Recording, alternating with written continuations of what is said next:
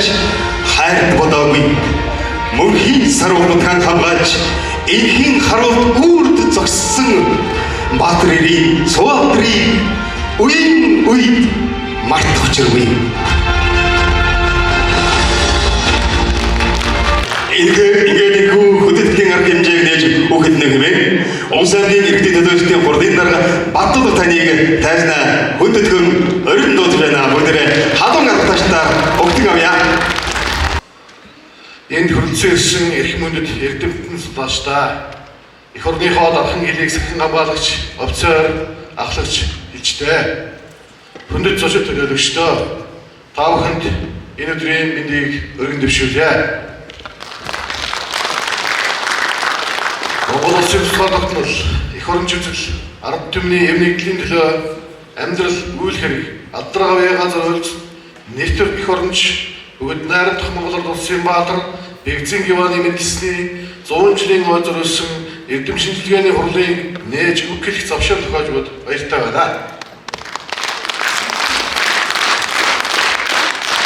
Түүх өнгөрснийг өгүүлэхээс гадна өнөөдөр ирээдүйн хөгжлийн зам мөрийг илтүүлдэг үнэтэй билээ. Бэгзэн Геван баатрын хилийн зэргийн алба хааж байхдаа байдаг бүгдийн тулдаан дайсны илт давуу хүчний эсрэг эцсийн тусал тусаар хүртэл тулдан байгуулсан гавьяавал Монгол хүний эх оромж сэтгэл судалшгүй зэрэг амьнасаараа хангаргаараа хамгаалсан хилчин хүний журам төвөргийн дээр илэрхийлэл юм аа. Түүний баатарлаг үйлсийг төрөвлөн 1971 онд бүгд найрамдах Монголд улсын баатар цолыг олгосон ба өдгөө түүний нэрмжт хилийн зэргийн тэг 245 дугаар анги үйл ажиллагаагаа явуулж Улаангой мутын төвд түүний хөшөө сөвлөлөн заларч байгаад бид бүхэн талархалтай байдаг. Түүний ажил үйлс, үжил санаа, эх орныхоо төлөөх зүтгэл нь зөвхөн тухайн цаг үеийн төдийгүй өнөөдрийн нийгэмд үн цэнэ алдаагүй өгөөд залуу үеийн хүмүүжил эх орон сэтгэлгээг төлөвшүүлэхэд чухал ач холбогдолтой хэвээр байгааг дурдах зүйтэй юм аа.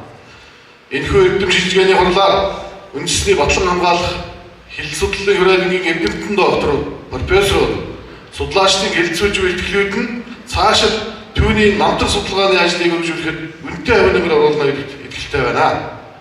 Улс нутг бол эх орныхоо хөгжил дэвшилд үнэтэй хувь нэмэр оруулсан олон алдартнуудын өргөн нутг юм аа. Бэгзэн Геван баатар нь тэдгээр алдартнуудын эдгээр эрхэм хүмүүсийн нэг нэлээ.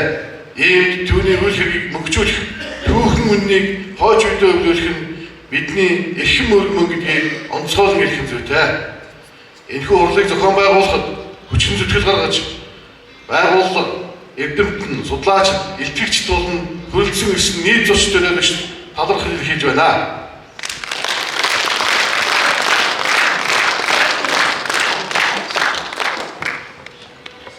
Энэхүү хүнтэй эдэр дээрээс бүгд найрамдах Монголд улсын баатар Бэгзэн Геван гэдэг хүний дурд энэ хүний бүтээсэн баатарлаг гавьяагаар багцсан зогсож байгаадаа маш баяртай байна. Миний хувьд 1984 онд Улс аймгийн Улаан өмсмийн 1-р намжилт тухайн сургууль суралцж байхдаа пианор тестж байлаа.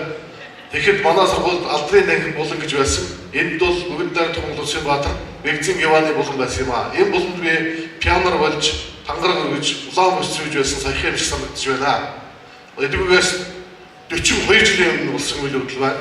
Мөн тухайн үед манай Дөрвийн аагаас 8-ын А хүртэл одоо 4 жил суралцахдаа бүгд найрамдах Монгол улсын баатар Бэгзэн Геваны нэрмжтэй анги болно гэж амлалт аваад энэ хүний алдрын буланг 4 жил бид нар тогтчуулж одоо дурсгалыг мөнгөчүүлж чадсан юм аа. Энэ бол бас одоо тухайн үед надад сайхан сэтгэл төрүүлж байсан.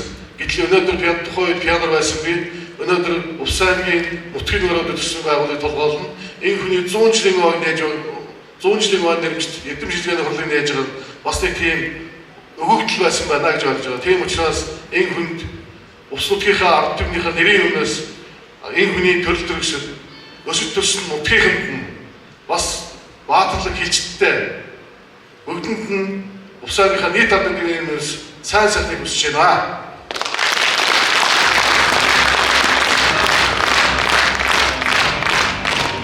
Эрхэм мөндөд зочид төлөөлөгчдөө генерал, офицер, хил хамгаалагч Ахмад дайчдаа ард иргэдээ энэхүү 100 жилийн босгонд зохион байгуулж байгаа эдийн засгийн хурал нээсний мэдээ Монгол цэргийн Яруу алдар Бадар тугаа